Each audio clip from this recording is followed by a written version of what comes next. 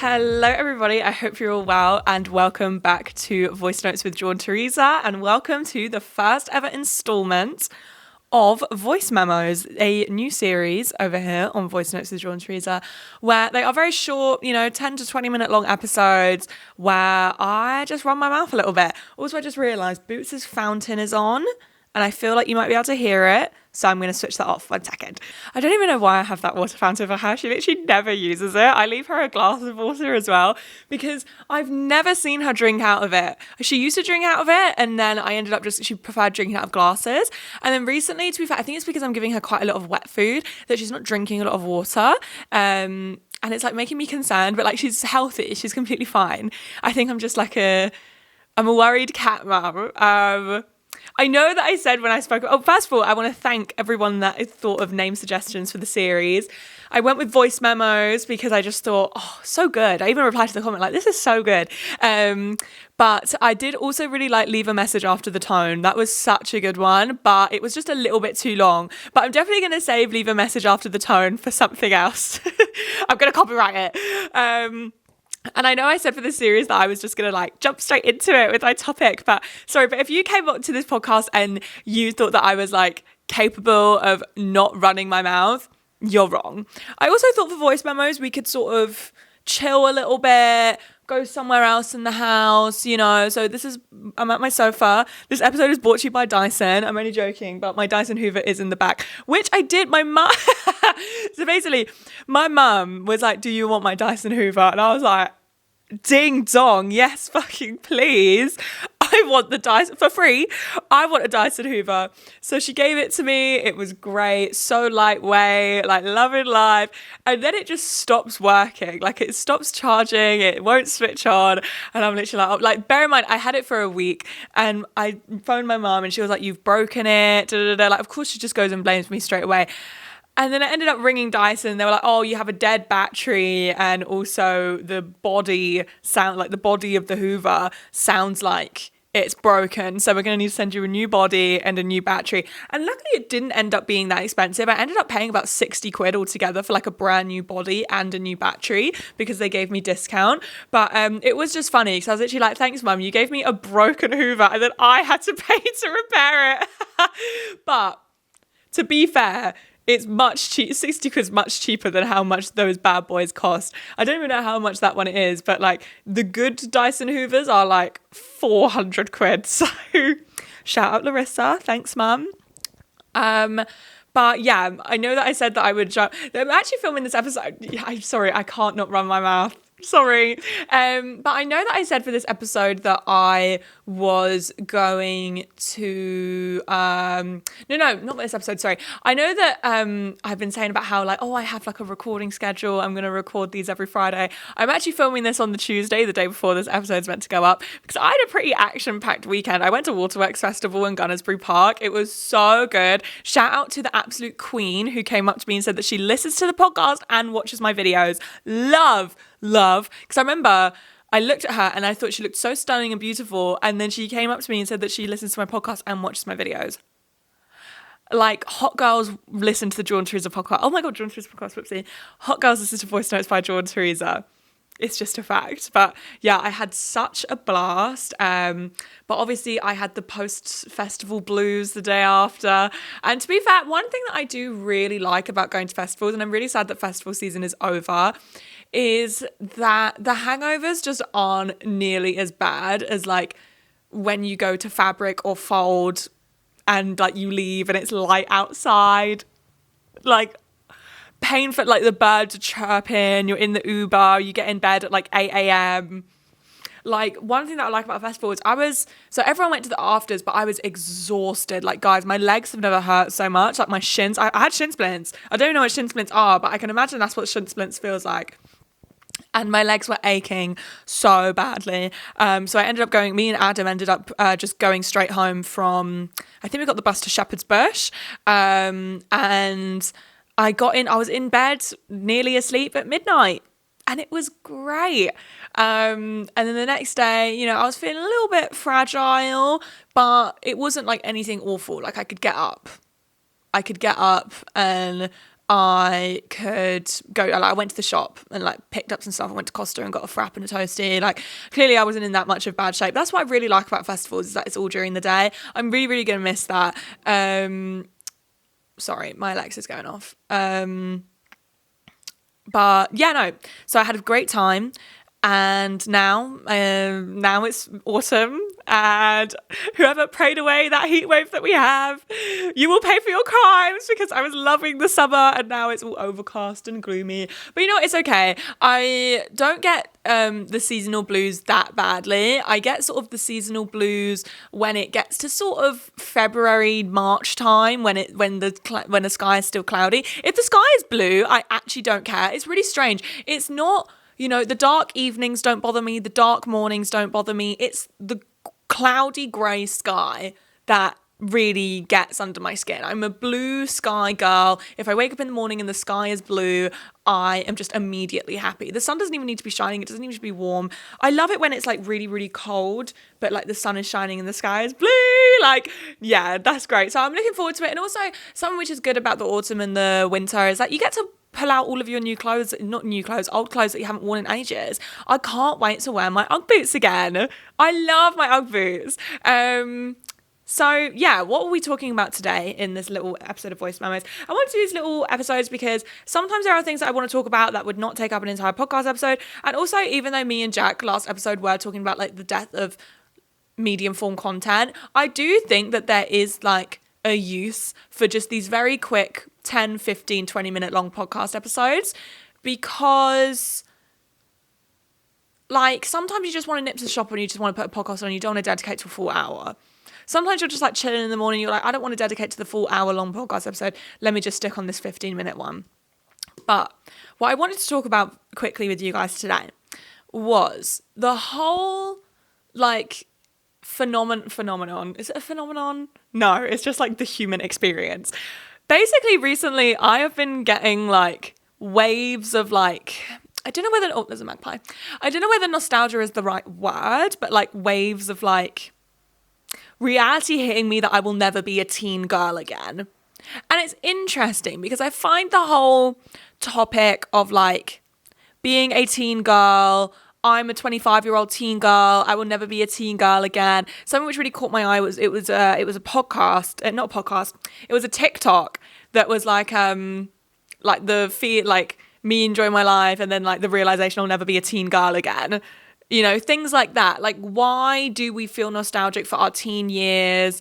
And also, why do we still feel like teenagers sometimes? I personally don't feel like a teenager. I don't feel the same way that I did when I was a teen, like not at all. Like the person that I am now to the person that I was when I was a teenager is personally, I think it's like night and day. Like it's so different. Because my life experience was so different when I was a teenager. But I wanted to talk about being nostalgic for teen years, and I also wanted to talk about this whole I'm a 25-year-old teenager trend. Is it the Gen Z version of I'm bad at adulting? So feeling nostalgic for your teen years. Now, something which I find quite interesting is that, so first of all, the whole thing with nostalgia, I remember Jack taught me this and I've literally never forgot it, is that nostalgia comes from the Latin word, I think it is, of nos, which means something that you want but you can't ever go back to. So I think, and again, I'm absolutely retelling this wrong because Jack told me this ages ago, but basically soldiers would go out to war and they would have like nos for home, or nostalgia for home, because that was something that they could never go back to. It would never be the same.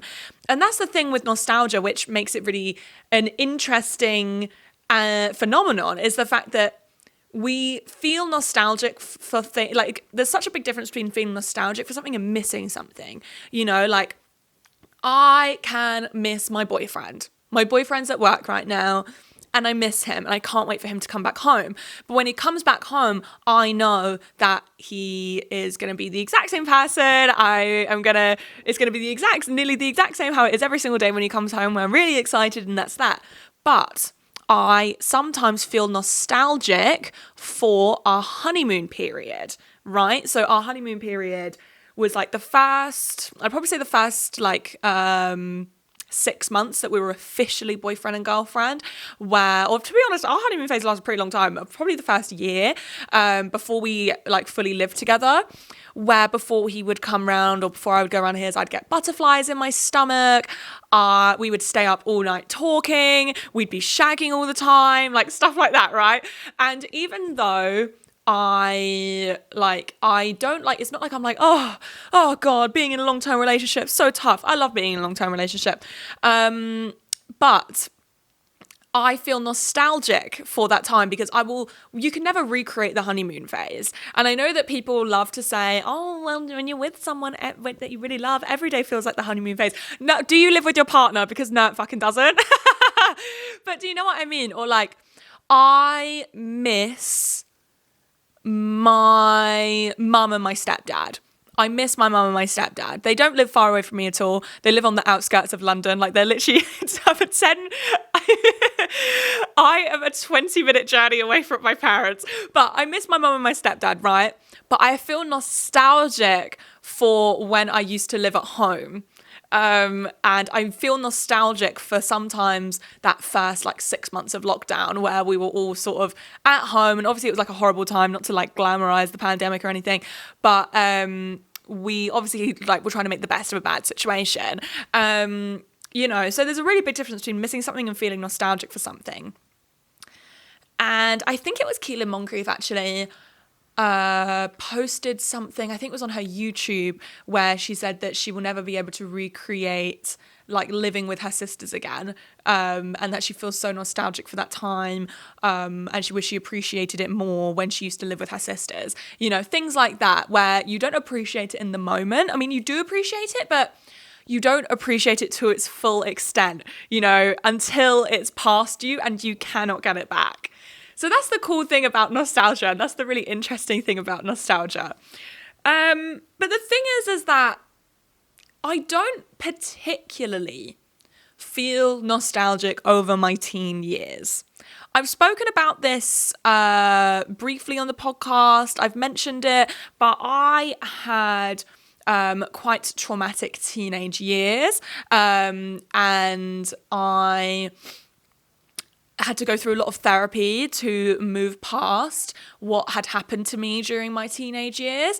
And it was just a tough time. It wasn't the worst time in the world, do not get me wrong, but it shaped the person who I was. And basically, so I didn't have the best teen years. So I'm like, why do I sometimes feel nostalgic for the school experience? Why do I sometimes feel not necessarily sad, but sometimes I feel oh my God, when I realized that, oh my God, when I realized that I will never be a teenager again.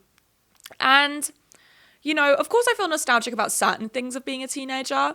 When you get those TikToks that come up, that's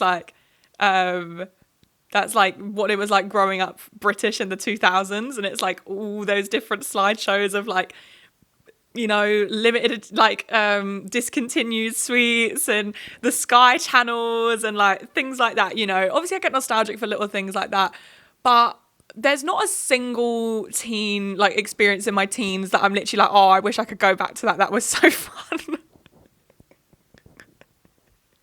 Because I fucking hated being a teenager. It was dreadful. But I think that maybe I sort of get these feelings of weirdness, feelings of realization. I'm realizing things. It's the year of realizing things, guys. Because I guess maybe a part of me feels a little bit robbed. I think something which is absolutely worth noting is how much media is surrounded by the teen experience. And it makes a lot of sense because teenagers are some of the largest consumers of TV and media. And a lot of the time, people like writing about their teenage experience because it was their formative years. It was such a huge part of their life, and it's the reason why they are how they are today. But I think that I think that media being so teenage centered and focused, that sometimes it can make us feel like our teenage years were like the biggest part of our lives, and like that we should be able to go back. And I don't ever want to go back, but I guess a part of me, when I see, and it's honestly when I see like teenage related media, that I guess sometimes I feel, or not even necessarily teenage related media, I would say that it happens more when I talk to my friends who had really good like teenage experiences. Like, for example, when Lem tells me all these stories from school, when he tells me his stories from university, I I used to get really angry and jealous. I'm lucky that through my years of therapy that I have moved past that phase in my life. But I felt this honestly huge level of anger and jealousy towards him because he had a good teenhood and I didn't. And I felt so robbed. And I think that's something which maybe plays a theme in why I feel like a little bit like, oh my God, I will never be a teenager again. It is all gone, because I feel like I should have had a better experience. Do you know what I mean? I feel slightly robbed of my teen years. I'm lucky that I don't feel like that as much anymore. Like, I don't particularly care anymore. But I did used to feel like that like a year ago. I felt so robbed. Now I'm just like at this point of growth and healing that I'm like, it is what it is, and I have a good life now, so there's no point focusing on the past. Do you know what I mean? And I think that's really good, and I think that everyone should think like that. But I think, I definitely think one, and again, maybe another reason why people like get nostalgic for their teen years is because I think that, I was really lucky where I felt really lost in my teenage years, and then I found myself in adulthood. I was really lucky where I found a job and I fell into a career that I really liked, and it gave me the capability and the financial support and stability to be able to move out, to be able to live with my boyfriend, to be able to go to restaurants, go on nights out, like be able to live a very adult life, which unfortunately isn't the case for so many people. And I think that sometimes teen years can give you a sense of like stability. So you go to school every day, you are doing your GCSEs, you are doing your A levels, you are then going to go to university, you then might even do a doctorate or a PhD or a master's. There is like this sense of structure, and there's this sense of like, your purpose. Like when you're a teenager, your purpose is to be someone's child. Your purpose is to be looked after, but also be able to discover and find yourself and go to school and make friends and maybe get into a relationship, things like that. So, that's what our teen years are for. We have structure, we have a purpose. And then all of a sudden, you are thrown out of school, and then a lot of the time people go to uni. And then after uni, you're like, oh, what the fuck do I do now? And I think there's that craving of, you want that craving of structure again. You want that craving of, what your purpose is. Because school teaches you all these different subjects. It gives you so many opportunities to be like, oh, you know what? I'm really good at maths, so I am going to go to university. I'm going to do maths A level and I'm going to go to university for maths. And of course, they will like give you career ideas, but school doesn't teach you what you want to be, or what your purpose in life should be, because school can't do that. School is incapable of doing that. You have to do it yourself, and that's something which can be really, really tough. This is an experience which I don't particularly relate to because I didn't go to university. I went straight into work, and I then worked in Starbucks, and then I was a beautician up until the pandemic, and then I did YouTube, and then I quit my job and I did YouTube full time, and that's what I do now, and I'm super, super lucky and grateful to be able to do that. But that sort of gave me the structure and the purpose, and I think that's, when I see a lot of people online who maybe did are like studying influencers, when their education ends, they're literally like, well, what do I do now? And that's like, I can completely understand why people feel that way. It must be such a hard experience to go through. So I understand why people sort of feel nostalgic for their teen years in that way. They sort of sense that they miss that structure, you know? And also when it comes to this whole, I'm a 25-year-old teenage girl. So I know that people are trying to say it's the Gen Z version of adulting, and maybe it is. I've never particularly said like, oh, I'm a 25-year-old teenage girl, but I do think it's funny. Like, I think I posted on my TikTok, like, Jack was showing me his coming of age tunes, and I was like, we are literally 24. But when it comes to this, I'm a 25-year-old teenage girl, this phenomenon of like, I'm just a teen girl, I'm 22, you know, things like that.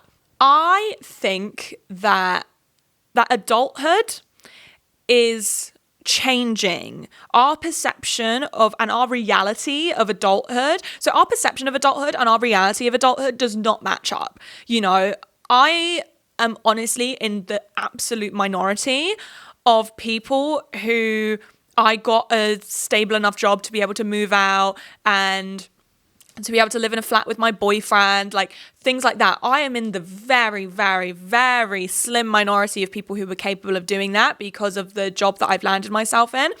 A vast majority of people cannot do that, especially if you are from London. The rent. Like, most of my friends who rent rooms pay between £700, not including bills, to over £1,000 for a single room. It's a lot. Like, it's a lot. And, you know, a lot of people can't afford to move out.